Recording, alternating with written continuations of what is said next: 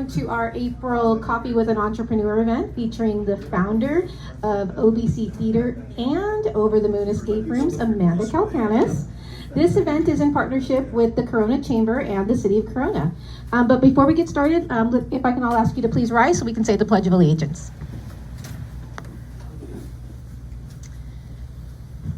Join me, ready, begin.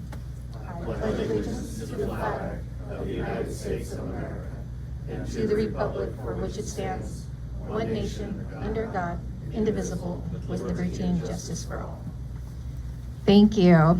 Part of our programs at the Chamber are to network, and we have a room full of different businesses represented here today. So some of you might be brand new to our group, and others are seasoned members here. We're going to do some self-introduction, so when it's your turn, please stand, share your name, title, and just the company. No little plugs. We can do that after the event. Please listen to others as they introduce themselves. One or more of these people might be in a business that you may have need their service or product, or maybe one of your future clients. So I'll start by my example. My name is Desiree. I'm the Vice President of Operations here at the Corona Chamber of Commerce. Anthony Maldonado, Programs Coordinator here at the Corona Chamber. Rebecca Spooner, Office Manager, Corona Foot and Ankle Group. Rael Dellenbach, owner, Rael D. Pilates. Robert Yanis, Membership Development, Corona Chamber. Dean Safe, owner and president of CarStar All-Star Collision, and also the chairman of the board at Corona Chamber. Bobby Spiegel with the Corona Chamber. I'm the president and CEO. Amanda Kalkanis, Over the Moon Escape Rooms. Amanda McKittrick, Lifestyle Training. Hi there, David Monson. I'm the Government Community Relations Manager for Kaiser Permanente. Nice to meet you. I'm Caroline Villanueva, Secretary of Chesapeake Engineering Group.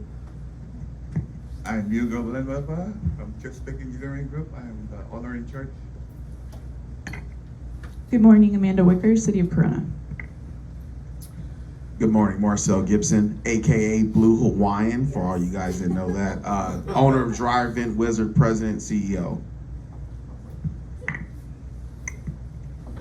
Good morning, I'm Christy with DFI, DiGirolamo Family Insurance. Good morning, I'm Buzz Brown, currently retired but serving as a volunteer pastor at Bedford Community Church. Good morning, my name is Andy Anderson. I'm a licensed financial advisor with Edward Jones Investments. Good morning, my name is Suzanne Pantoja, owner and HR consultant over Integrated HR Consulting.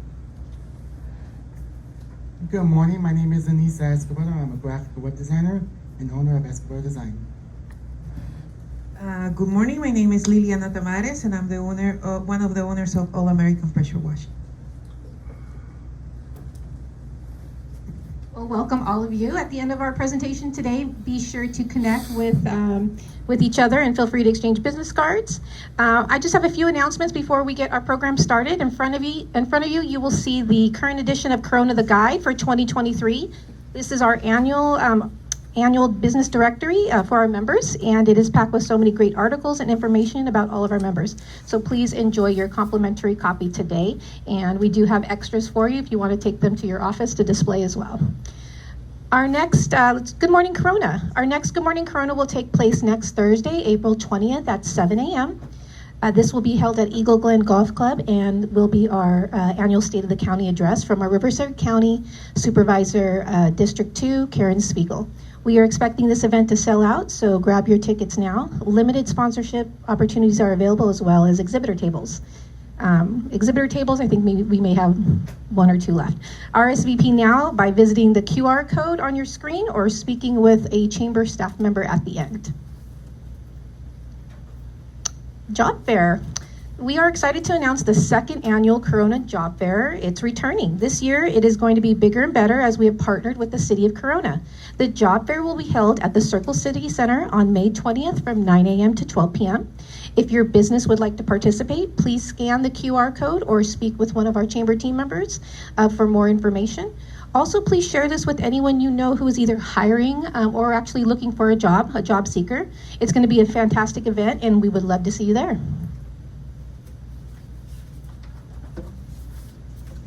Our economic summit, lastly, will take place on July 13th. This event is in partnership with multiple chambers, the Yorba Linda Chamber, Brea, and Chino Valley Chamber. We will be having renowned economist Dr. Christopher Thornburg. He is joining us, coming back and giving us a look at where the economy is currently at and what to expect in the near future. This year, we will be at the Richard Nixon Presidential Library.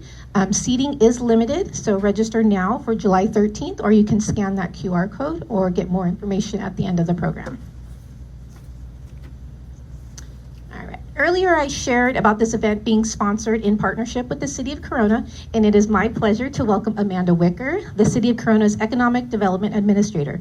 Amanda keeps a watchful eye on our business community. The Chamber and the City work side by side to help businesses succeed. I'm happy that Amanda is here today and to share a few items of interest. Please welcome Amanda.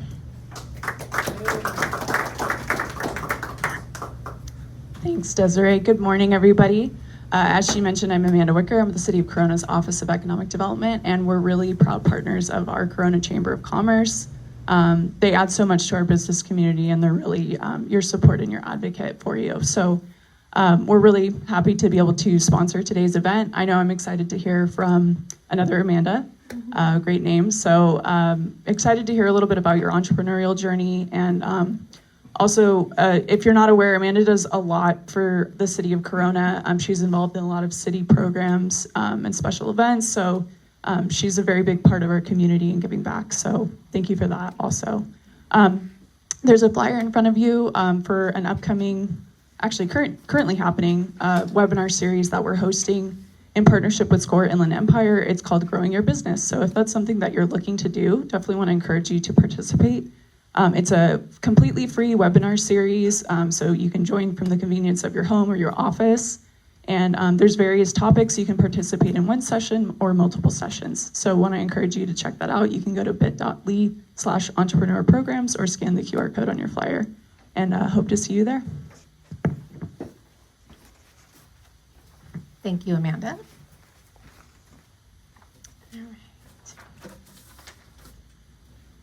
So today's invited entrepreneur is Amanda Kalkanis. She is the founder of OBC Theater as well as the owner of Over the Moon Escape Rooms.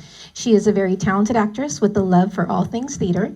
When she had the chance to start OBC Theater, she took it and has made it into a truly magical production company. She has even branched out into creating a more hands-on experience with Over the Moon Escape Rooms, which has become one of the highest rated escape rooms in the area. She is an incredible entrepreneur, and we are honored to have her here this morning. Please help me welcome Amanda.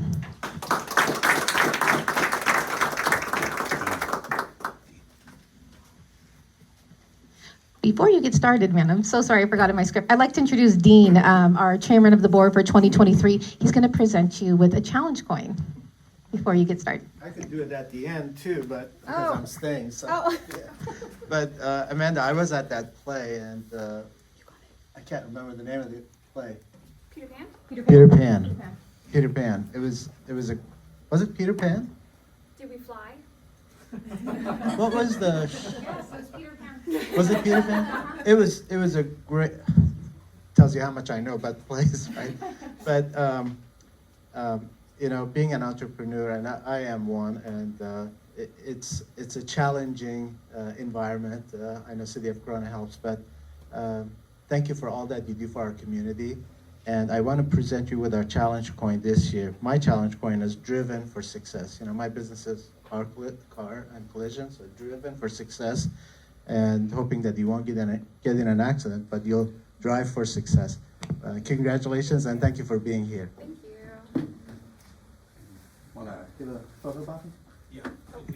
Oh, okay. My apologies, I was sleeping on the job here.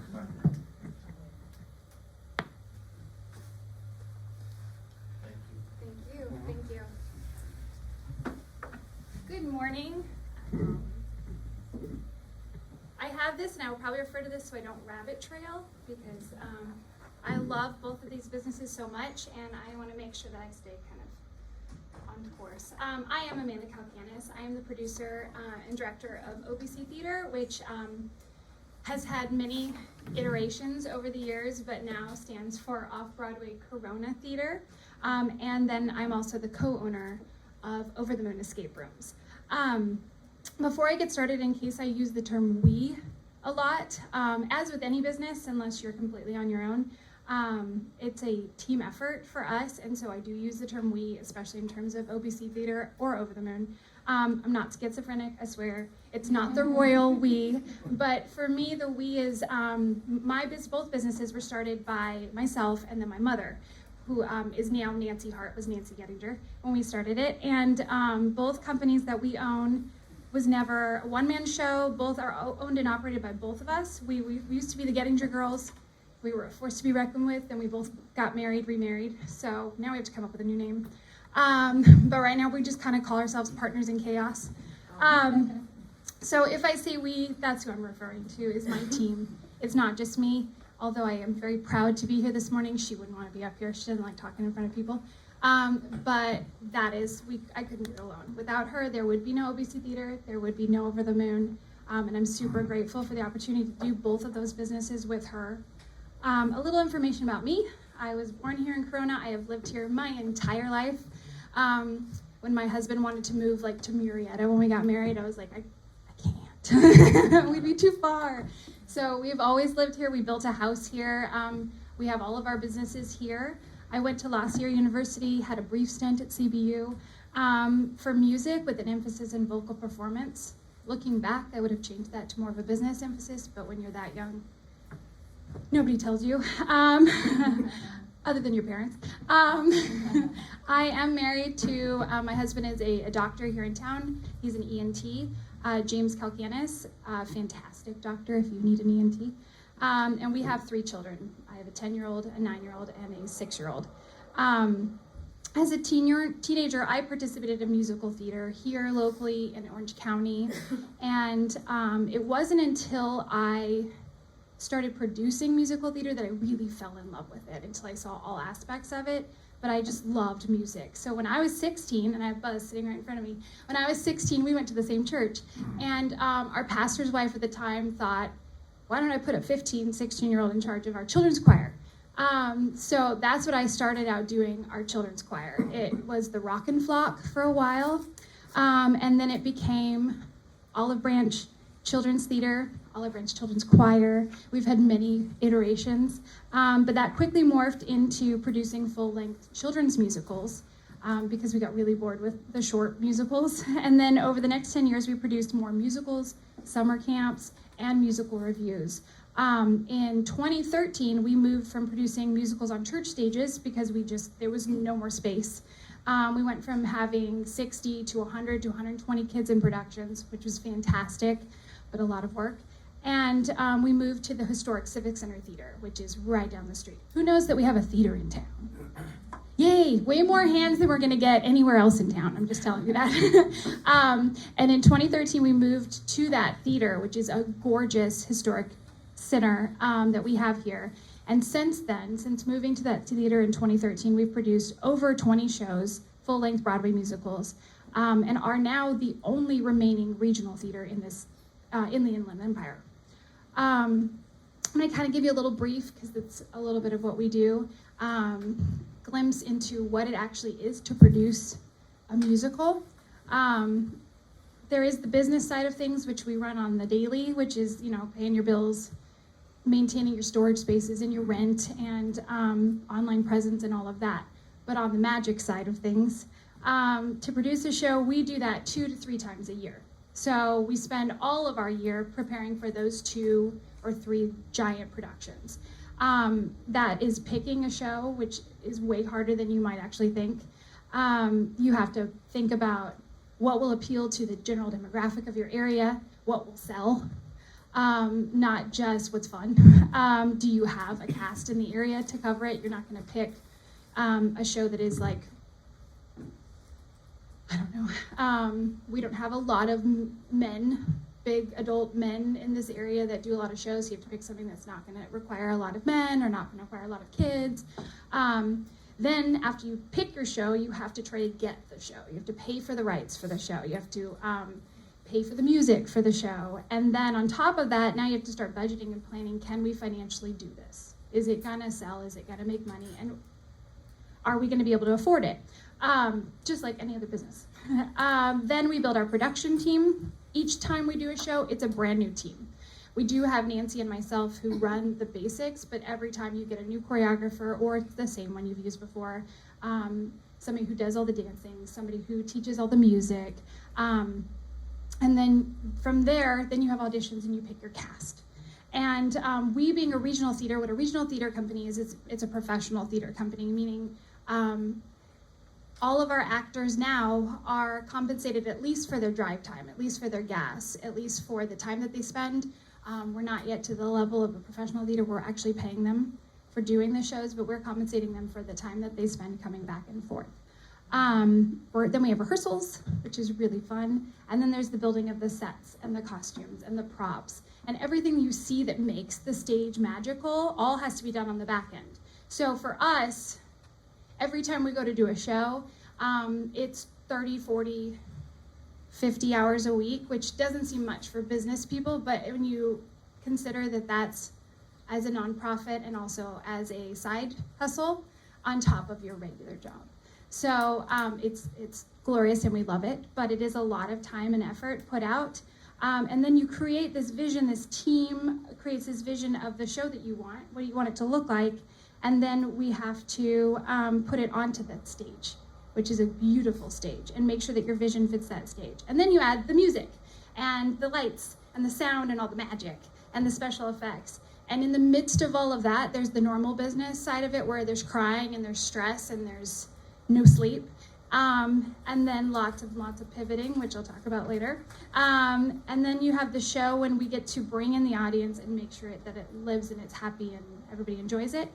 And then after 3 months of hard work and tears and sweat and blood, you tear it all down and you never see it again. So as unlike every other business where you get to build it and you get to like watch it over years flourish, ours is you spend a ridiculous amount of time building up to 2 weeks of pure magic and then you never see it again, which is fantastic. It's really fun, and it's really fun to move on to the next one. But in the same scheme of things, it's very different from our other business where you get to actually like reap the rewards of it weekly and daily and get to bask in the joy of that.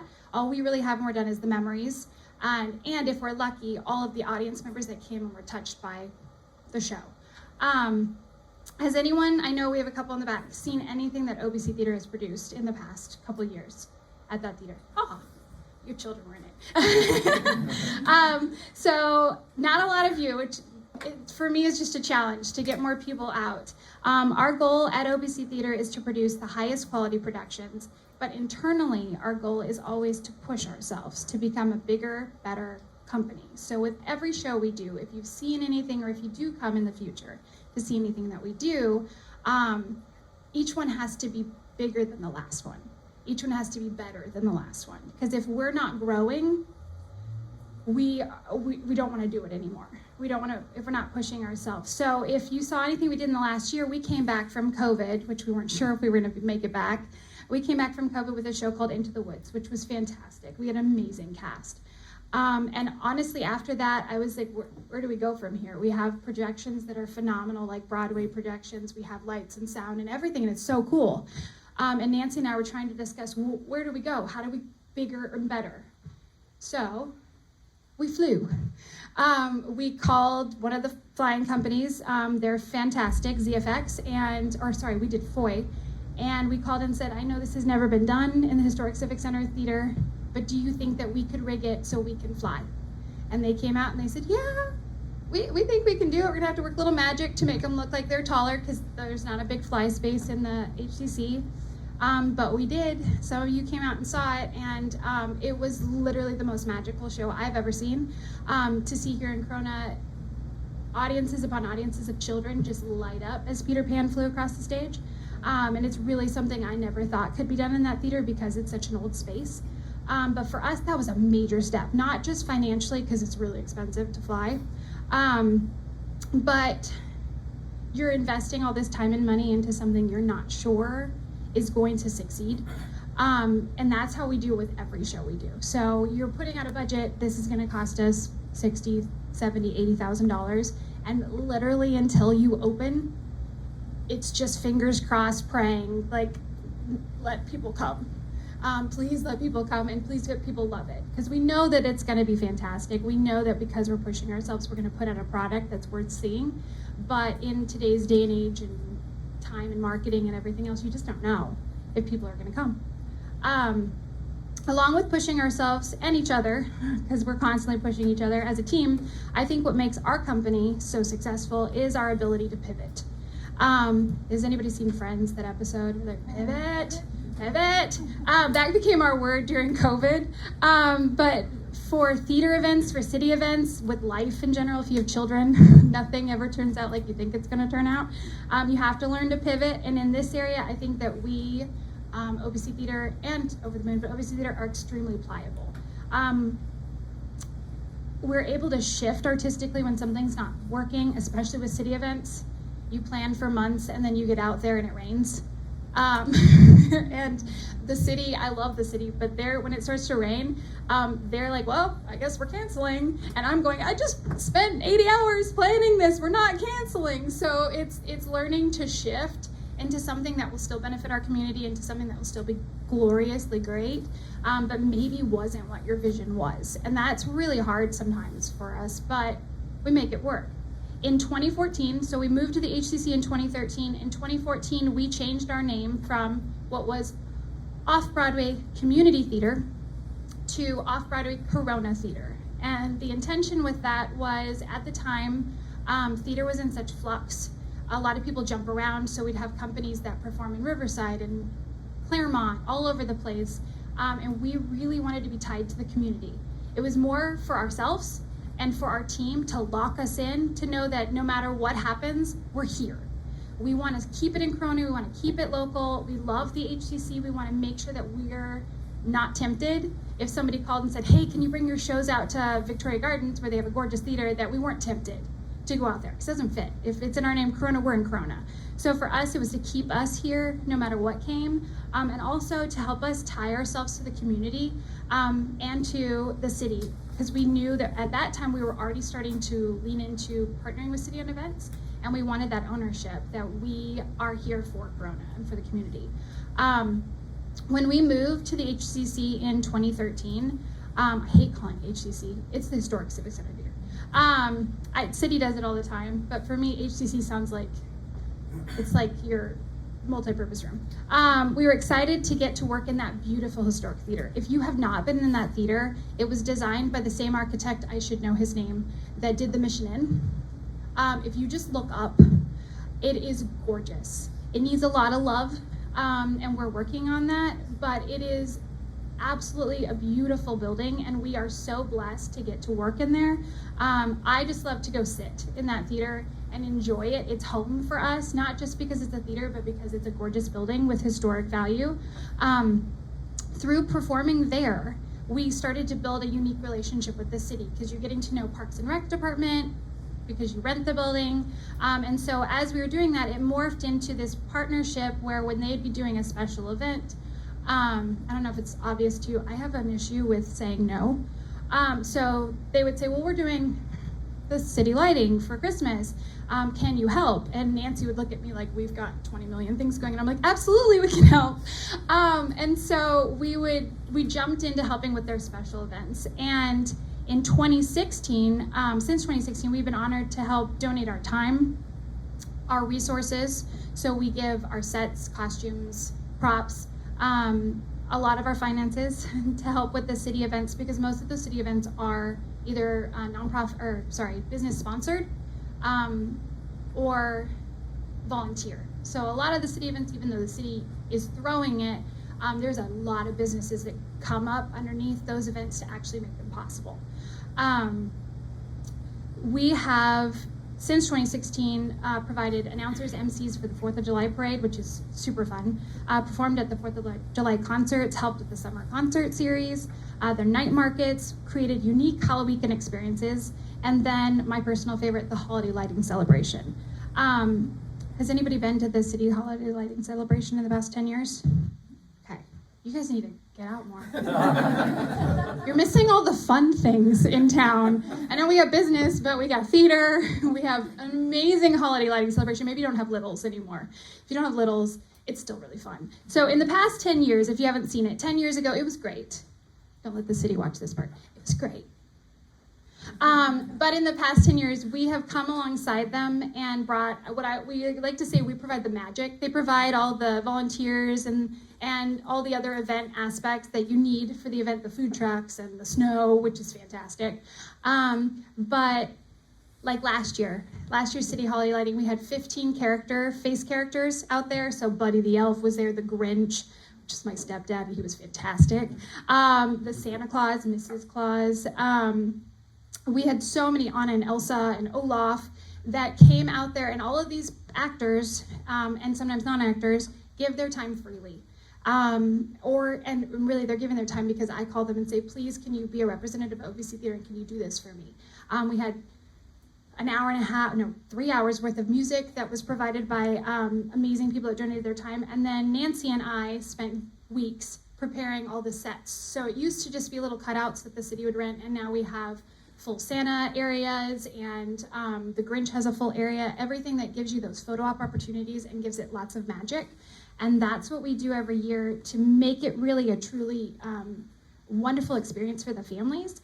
And this past one, I want to say had over 10,000 people. I just know looking out, I was really happy to be up on the stage because it was crazy. There were so many people there. And it was such an amazing experience to get to light the tree in community and see everybody come together. We have so many more ideas for the future, and it only comes down to really, honestly, finances. So what we do is we do two to three shows a year, and then in the interim, we do all those city events, and we take anything we make from those 2 or 3 shows a year, put it back into obviously paying our bills, and then anything we have left over, we put into the city events. So anything left at the end of the year gets put into the city holiday lighting. At the historic Civic Center Theater, which is an absolute gem.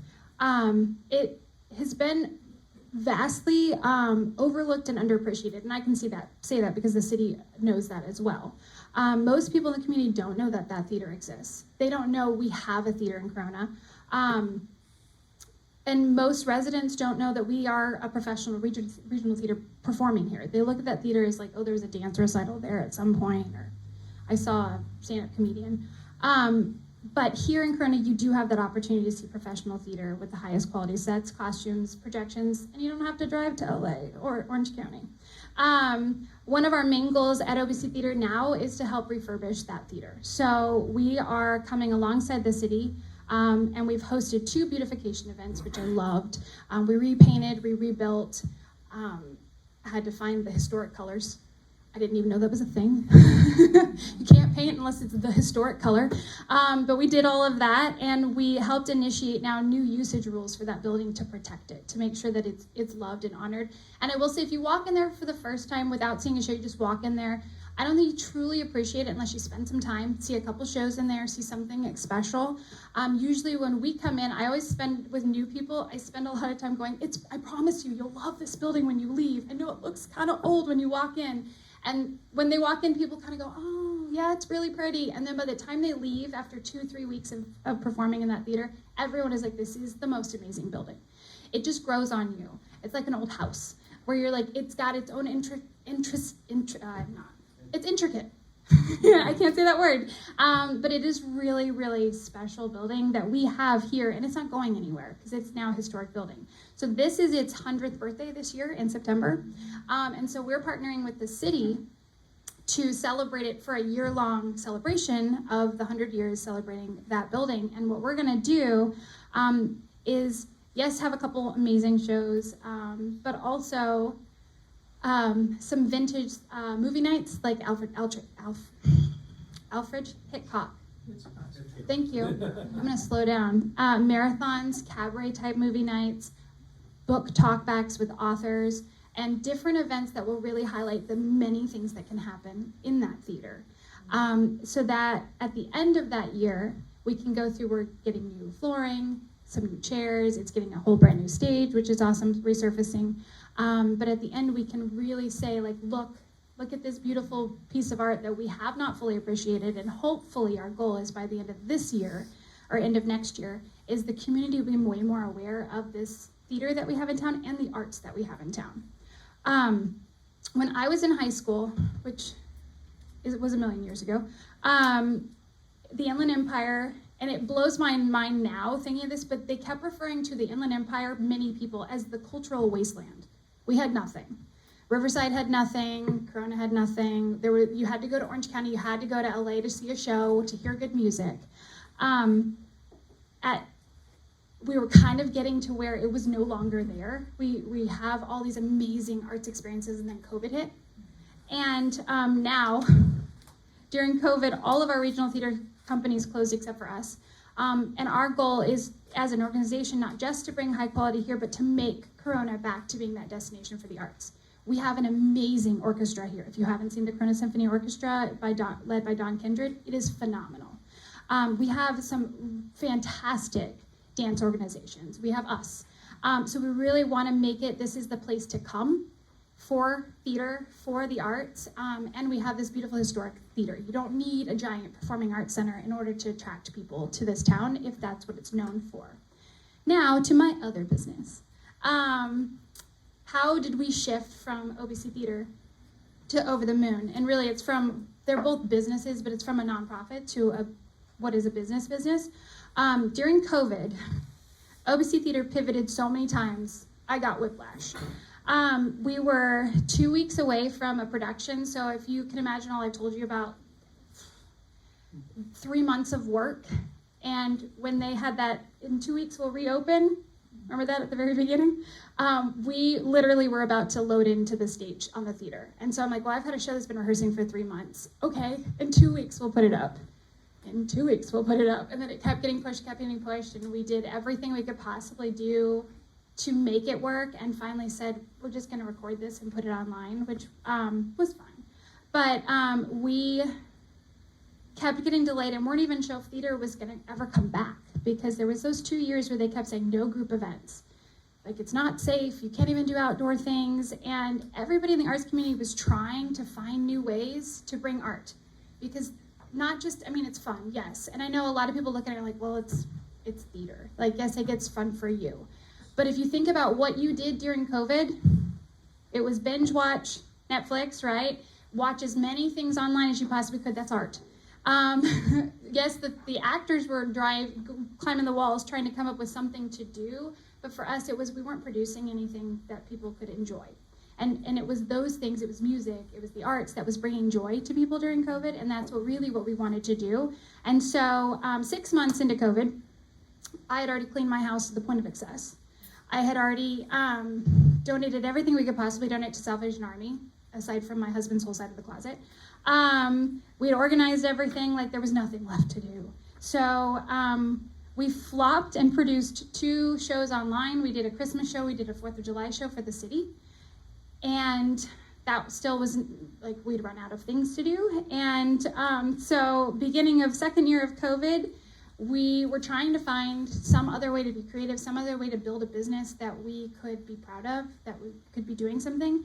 And my father, my stepfather, said one night, why don't we open an escape room?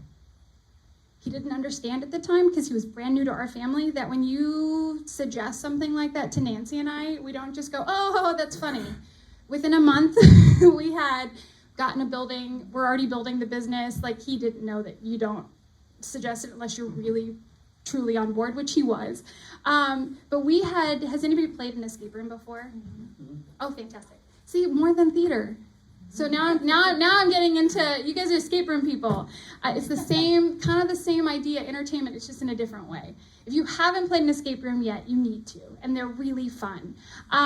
We had loved escape rooms for years and years. We'd played them as a family, and we had actually hosted one as a theater at the city, in a pop-up escape room. And so when he said, let's open an escape room, we were like, this would be great. This is such a great transition for us in theater to an escape room. Escape rooms were Nancy's wheelhouse because it's set design. She designed sets already. She can build a room It's just a set that's not moving.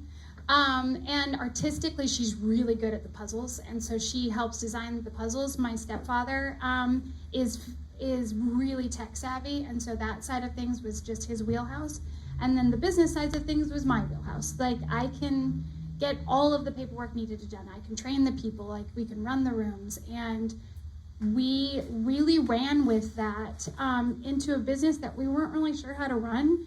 Now, I will say, unlike any other business, if you have not met owners of escape rooms yet, they are a unique, sometimes very odd, but a unique group of people.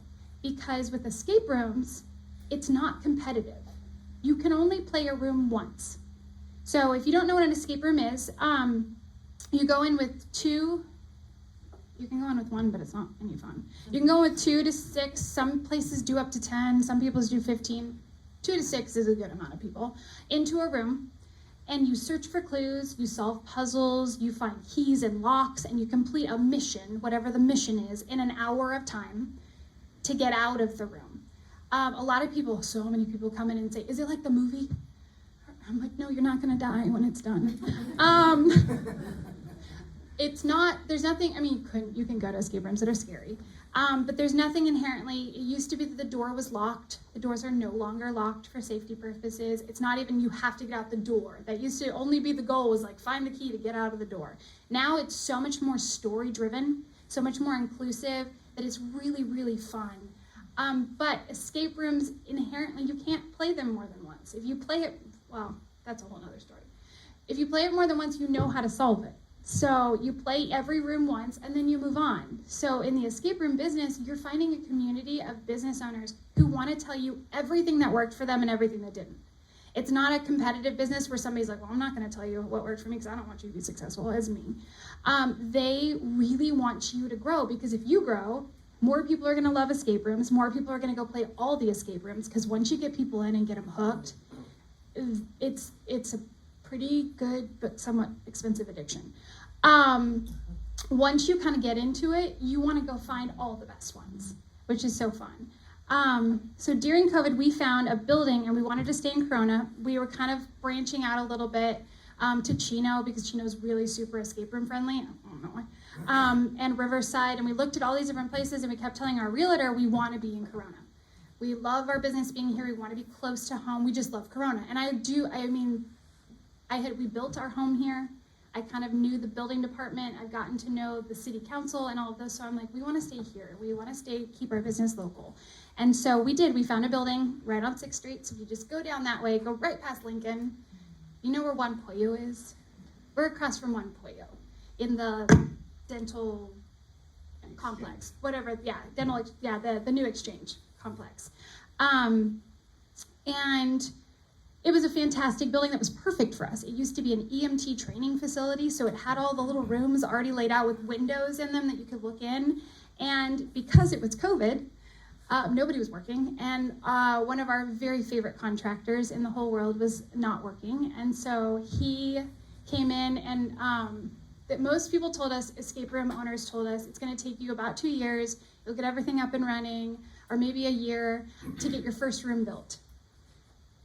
We are a very unique team, meaning when you tell us that something's going to take a really long time, we don't listen. Plus Nancy, Sean, and I don't believe in sleep. And so we had our first room open, I want to say within 3 months. Our goal was to open 1 room and then build the other 4 while that 1 room was running. So we were going to have 1 room running, bringing in money to cover our overhead, and then we'd open the rest of the rooms as we did. But instead, we opened with 3 rooms, because we were waiting for Sean to finish the tech on one of the rooms, and it was taking a while because tech takes a long time. And so while we were waiting for him, Nancy and I went and designed and built the other 2 rooms. And then he had to do the tech for those. But we opened with 3 rooms ready to go, opened our 4th room within a month.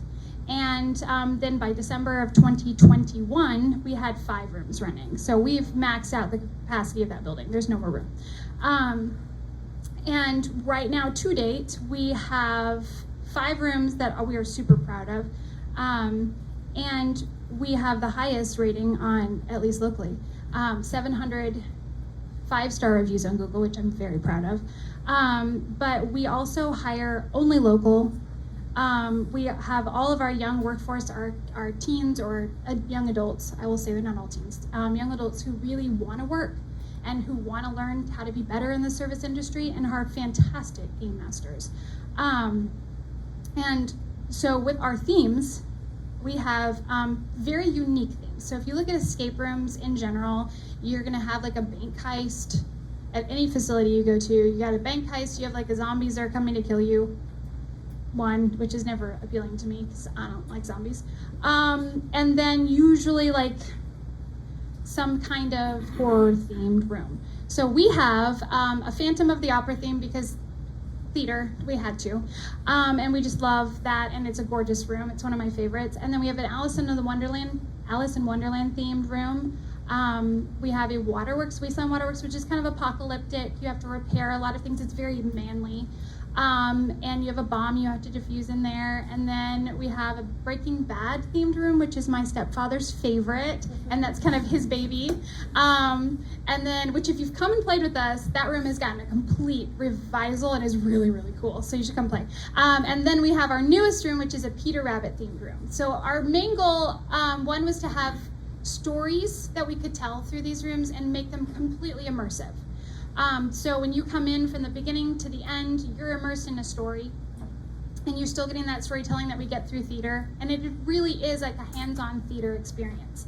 You're involved in the story, it's your story to tell, and if whether you solve it or not is up to you. And then we also really wanted family-themed rooms, or rooms that were appropriate for family, because like my children love to play escape rooms. Sometimes they're not, well now they're getting better. They're not particularly helpful. Especially my 5-year-old, 6-year-old now, but she would go play rooms and think she's helping. So she's like, I see something, there's a clue, and you just go, yeah, you have no idea what you're talking about. But now, if you play enough of them, you'd be amazed. We test our rooms on people, and we tested our new room on my 3 kids. So the other night, they went to Grandma and Grandpa's to spend the night, and my mom texted me, and she's like, hey, check out, they're playing Bad Chem. So my 3 kids, my 6, 9, and 11-year-old played an adult escape room on their own, with a lot of help, but on their own, and it's amazing how it helps them think, and you really need that. So not only do we love it for the immersive experience, for the entertainment experience, but I think nowadays this is something we really need, is really pushing people to think on their own, and that's what escape rooms do. You'd be amazed how many people get in an escape room and go, okay, what do you want us to do now? And I'm like, I really want you to think on your own. And they just stall, like they can't. People nowadays can't read clocks, can't read anything in handwriting. And so it's a human experience, an experiment to get them in there and kind of see how they all work together. But also to see like where we need to work. So I watch people play an escape room, and then I go home with my kids and I'm like, you will know how to read a clock. You will know how to read handwriting, and you will think for yourself. But that is really, I think, really important. But also it's just watching people play in escape rooms and have that bonding experience, because their phones are put away. They're locked in a safe up front where they can't get to them. And they have to talk to each other, and it's really a fun experience because people get in there, and I think that's a big reason that we love escape rooms, is because we have to work together. We have to think together, and we have to kind of work as a team. And escape rooms are fantastic for team building. So if you, those are my favorite experiences. Now we have companies come in and play the escape rooms with, like the Chamber did, which I loved. We have Sherwin-Williams. That's their way of like bonding, I think, with all of their vendors. 2 or 3 times a month, or 2 or 3 times a year, they brought in all their vendors to play. And we can run 30 people at a time, which is fantastic. It's so much fun for our game masters to get to do that, because you're watching people, and by the time they leave, if they play 2 or 3 rooms, they're competing against each other to see who can get out the fastest and who got the least amount of clues. And then you also watch the dynamic of like when the bosses go into play with all their employees. Sometimes it's great and you can tell they have a really good relationship, and then sometimes it's really awkward where like the boss is standing in the corner and nobody wants to tell him like he doesn't know what he's talking about. So it's really good I had one group, they all went into play and the boss wanted me to tell him who was good at it and who was bad. And I'm like, yeah, that's not gonna happen. I'm like, is this like a firing experience? Like, I don't understand what's happening. But those are the best because you watch people let their guard down. They go in really quiet. This is gonna be awkward. I don't hang out with these people outside of work. And by the time they leave, all you have to do is, like, depending on the room, scare them a little bit. And now they're suddenly all bonding. Or have something fun or funny where they get to laugh about it and talk about it. By the time they've left and they've gone to play another room, or they're leaving saying, oh my gosh, we want to come back and do it again, they've completely bonded in a different way than they would have ever done before. And so that for me is a really wonderful experience. We love doing team buildings. If I could just do team buildings all day, that would be fantastic. But our bread and butter is like teenagers and family groups. For us, not only is Escape Room just a fantastic business and fun business to run, but so far it has been, knock on something, 100% profitable as far as we have never ended a month not in the black, which goes to show you just one, how frugal that we are, because we are super frugal, but also Nancy, Sean, and I obviously are working behind the scenes all the time for free. And we really wanted something, we didn't head into escape rooms. There is a way to make escape rooms extremely profitable. You work your behind off and you don't hire any employees, but we really wanted it to be an opportunity to hire some of these teenagers or actors or performers or some of these kids in college who need a part-time job and who have not maybe had a job or need a job and need to be trained, but it's definitely a part-time job. So for us, it's a blessing in the opportunity that we're not making a ton of money, but we're able to employ right now 10 people and give them a part-time job while they're going through college or while they're getting on their feet that they can be good at. And we know it's not going to be a lifetime job. We've had people circulate through there already. And know that you were here for 6 months and you were fantastic and now you're gone. But you learned so much while you worked for us on how to work. And so for us, that is our main goal, is just to be able to, one, be in the black, and two, be able to employ so many young people locally. And then also, we want to be able to bring more business to Corona. So for every group that comes to play an escape room, if you haven't played one yet, think about when you go to play an escape room, when you go to do something. If you go to the movies, you don't just go to the movies. You go to dinner, then you go to the movies. So people that play an escape room, come play an escape room, and then you go out to eat afterwards because you want to talk about the experience. Or they go to eat, and then they come to play an escape room. Or you get gas or you get coffee while you're in town. Probably about 75% of our people that play are not from Corona. I'd actually say probably 90% are not from Corona anymore. Every now and then I get somebody who goes, I had no idea you were right down the street from me. Most of our people, last weekend I had 4 people come from out of town, because escape room people do that. Like, you go into town and you go find all the best ones. But we have a lot of people come from LA, from Orange County, and they're coming into our city, and then they're saying, what is around here to do? And I keep telling the chamber, right now on 6th Street, down where we are, not a lot. So I'm always like, oh my gosh, 10 minutes down the road, go to Dos Lagos, go to Cajalco, like go to Metro at Main, like there's so much to do. Right around, they're like, well, can we walk to anything? I'm like, no, get in your car and go down the street. But I'm praying that Main Street actually gets done quicker than they say. But that is, like, our goal is always to push people to spend around here. And if they're going, and because they're going to, and they want to do something. We have dads drop off their kids to play an escape room and say, where can I go around here to hang out? I'm like, sending them in every direction I possibly can. So for us, the escape room not only supports us, supports those that we know that need jobs, but it also is supporting the community, and we're giving back to the community as much as we possibly can. And it's a labor of love. So we would love more people to come and experience escape rooms for the first time. We'd love more people to experience theater for the first time. If you haven't, then the nice thing about and that's what I love about my jobs, is it's not like, no offense to any of you, but it's none of, like, sometimes I look at your name tag and I'm like, that's fantastic. I have no use for that. Absolutely, like, I would love to support your business, but I will give your card to somebody else who might, but not always is it something that's going to apply to me. literally both my businesses, I can always be super passionate to talk about them because who doesn't like to have fun? If you don't, I'm sorry. But like even if the show that we have coming up is not the show for you, it might be the show that your kids want to see. It might be the show that your family wants to see. You may have never seen a show before and may find out that musical theater is your thing. You may hate it. I mean, my husband doesn't hate musical theater, but it's not his favorite thing. But he has favorite shows. We just did Man of La Mancha, and he loves Man of La Mancha for the depth of it. But then there's other shows where he does, and he's like, "Oh, it's good, but it wasn't my favorite." But you can bring people to it. You can tell people about theater. But also you can come play an escape room. And while you may think you're not going to like it, it's not like a board game. I promise you will have fun. No matter, as long as you head into it and you don't have a crappy attitude. You will have a fantastic time, and it is a wonderful experience for a business, for a family, for a date night.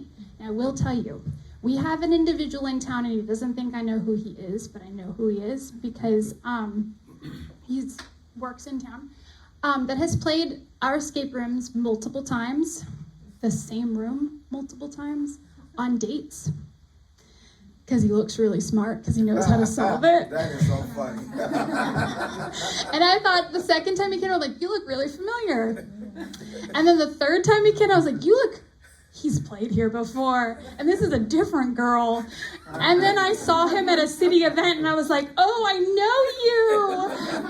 So I was like, just don't make eye contact. And then he came in again. So we love it because every time he comes, we're like, hi, have you ever been here before? And he's like, no. We're like, oh, okay. Gave me a tip. I'm gonna bring my wife. I'm gonna go to the escape room 3 times. You just play it multiple times, and then you look like you really know what you're doing. But he's smart enough to not solve it really fast. He does it slowly. So, if you need game, I guess that's a way to do it. But it definitely is a different experience. It's a fun experience that you've never had before, and that is me. That is everything that I, other than my children, if you don't see me at the theater or at the escape room or at a city event, I'm probably taxiing around 3 children. So thank you for having me this morning.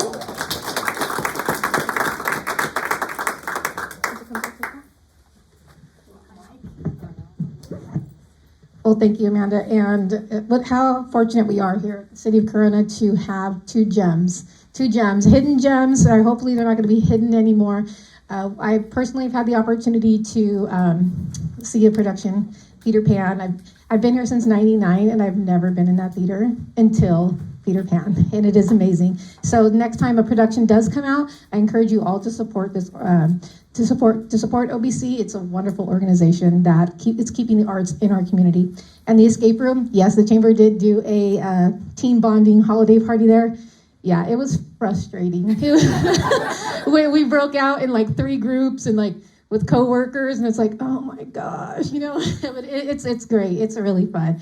But I want to open it up for Q&A. If anybody has any questions for Amanda. So I want just to start with saying, number one, Frank Miller is the architect. Thank you. That's done that. Secondly, the building that's up on that banner there is exactly the theater, the front part of the building of the theater that Amanda is at. And it's a beautiful, beautiful icon. Thank you for sharing so much.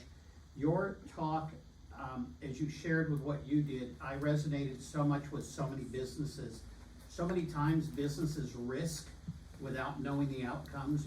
You do it a lot more than most people because people want to invest to do something, and then if it works, then they continue to do it.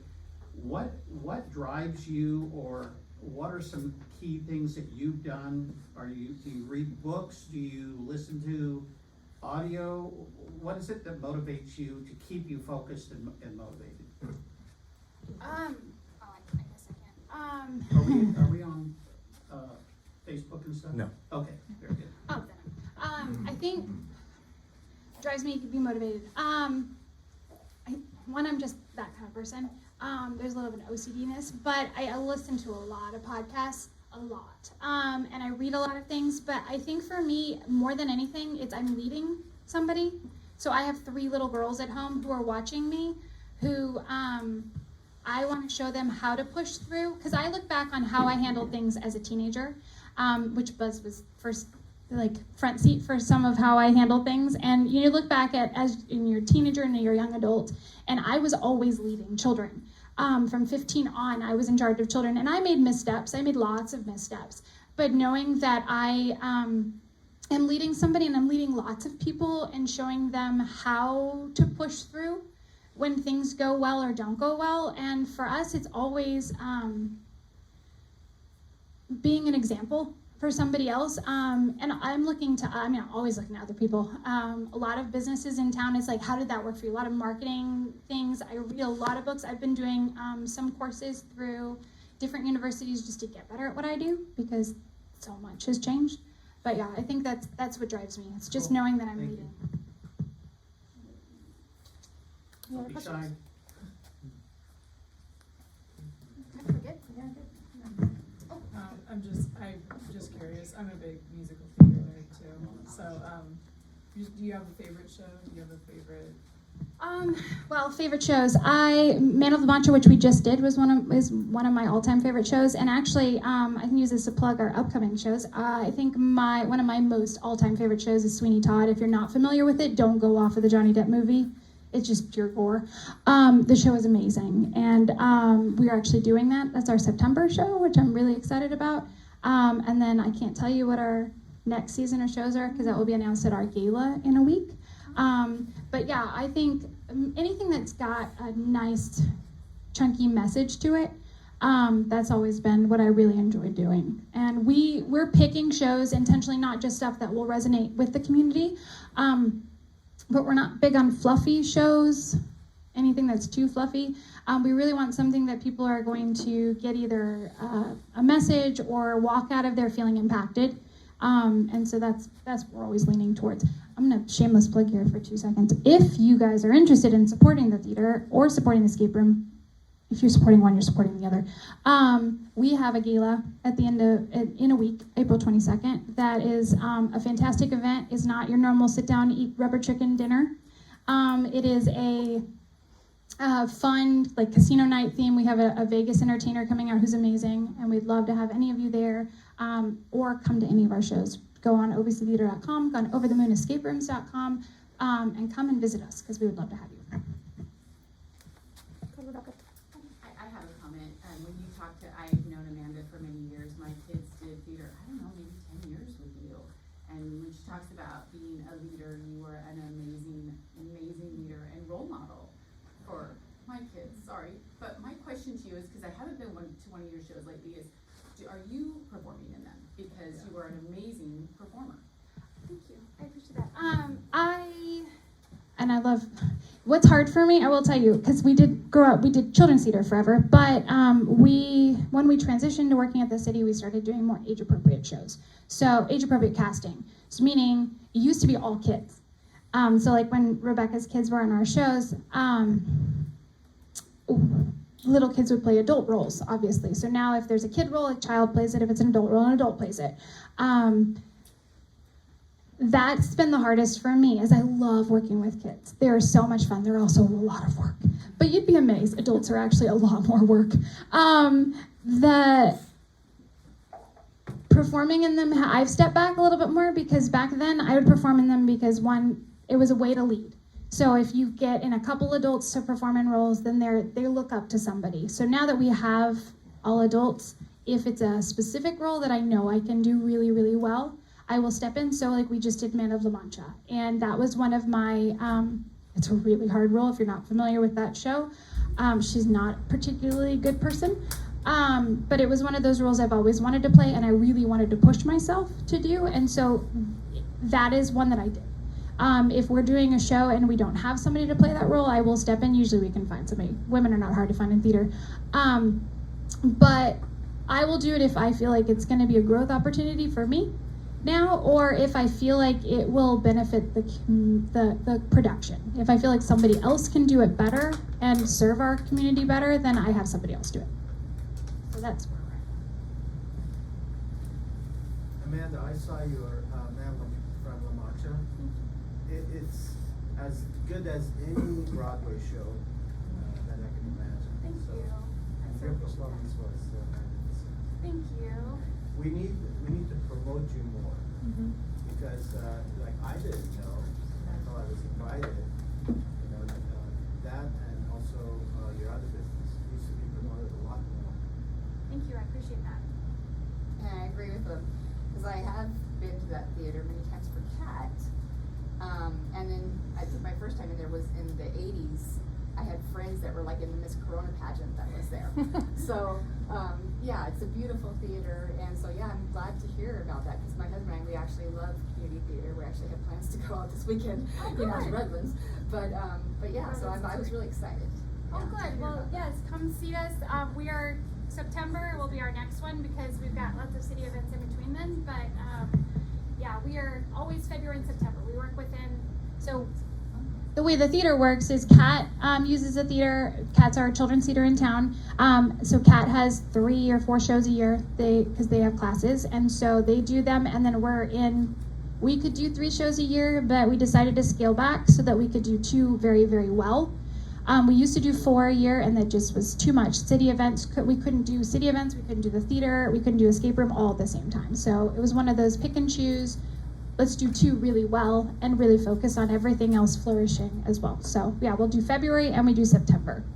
I want to also thank you too for having some family-friendly escape rooms, because for years I never wanted to do escape rooms because I always thought they were like scary and that you were locked in, you know, and stuff. And so we've actually done. The first one I did was actually in Texas with our grandchildren, because they had one out there, and they loved it. We loved it, and we just went last month for my husband's birthday. I didn't realize that you had this here in Corona. We are right down the street, so yeah, come play with us. Thank you. Do you think, since you mentioned that a lot of people travel here or something, they want to do stuff like within walking distance, do you think you'll ever move or maybe even create a second location at one of the more popular areas?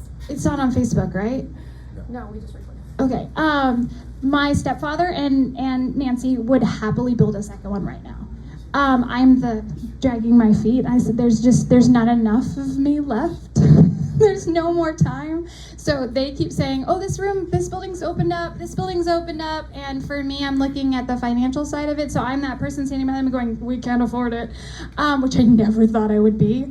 I've turned into my husband. But they would happily, if tomorrow I said like, okay, let's do it, we'd open another one. It's just, it's a lot of work. People are, we thought a lot of escape room people say, once you get it open, it's on its feet, it's good. Like you can walk away, it's passive income. People, we affectionately call them gorillas. The public in general don't realize how strong they are. And they feel the need to, if this locked box on the wall doesn't come off, I can't get it open, I'm not gonna find the key, I'm gonna rip it off the wall. You'd be amazed how many people think that's how it's supposed to be opened. Every time I'm like, and it has a key. I don't understand. But it's literally every weekend. Monday morning we go in there and fix, like that's where I'm going after this, I'm going to fix stuff. It's a nonstop. My poor stepfather, it'll be like 11 o'clock at night, I'm like, they broke something again, you gotta come in the morning. So we love them, we wouldn't change it. We're constantly finding new ways to make the escape room more durable. But you'll find, so if you play certain escape rooms and they look like you cannot break them, like you could attack it with a bat and it wouldn't break, those are probably the ones that are bought from Russia. There's a big escape room company that makes them, they're manufactured, and they're not going anywhere. But the experience you get from those ones, although they're great, you'll see the same room at franchises all over the place. It's the same room. They change it slightly, but it's like literally the same puzzles everywhere. Whereas ours, my husband likes to say, you can feel that it was built with love. It's a different experience when you can tell the owners built it by hand. But that also means that people can break it more easily. So it happens. We buy triple of everything so we can replace it. Well, thank you, Amanda. We can still network afterwards, but thank you, Amanda, so much for keeping the arts and entertainment in Corona, staying in Corona, not being swayed by the other cities. And I know that the city has an initiative to live, work Corona, and that's truly what you've done with your both businesses, and we appreciate you as a member. Thank you, and thank you all for coming. Have a great day.